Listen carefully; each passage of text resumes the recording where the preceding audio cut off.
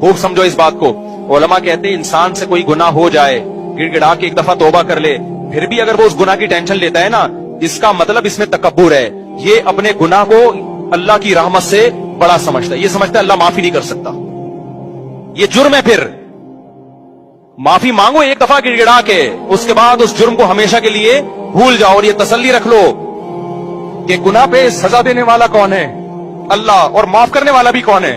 अल्लाह है। फिर भूल जाओ। फिर उसको बार बार सोचना नुकसानदेह है, फिर तुम खुदा से आगे निकल रहे हो। उसका मूसा अलैहिस्सलाम के दौर में ना एक औरत से जिना हो गया।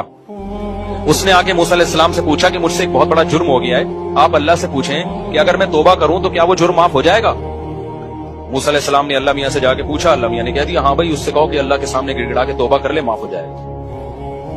फिर उस औरत ने कहा कि असल में दोबारा पूछें कि छोटा नहीं, बहुत बड़ा जुर्म है, बहुत बड़ा जुर्म। उसने कहा कि मूसा आपने अल्लाह से पूछा गुनाह माफ हो जाएगा, एक्चुअली वो छोटा गुनाह। हमने फिर अल्लाह से पूछा, अल्लाह मियां ने कहा जितना भी बड़ा हो, मेरी जाहिर है मेरी रहमत से बड़ा थोड़ी है, माफ कर दूंगा अगर आइंदा के लिए इरादा करे कि नहीं करेगी वही गुनाह। 3-4 दफा जब हो गया ना, फिर उस औरत ने कहा भाई मैंने जिना किया है, इतना बड़ा गुनाह कैसे माफ हो जाएगा? तो मूसा अलैहिस्सलाम ने अल्लाह से जाके पूछा, अल्लाह ने कहा अब नहीं होगा।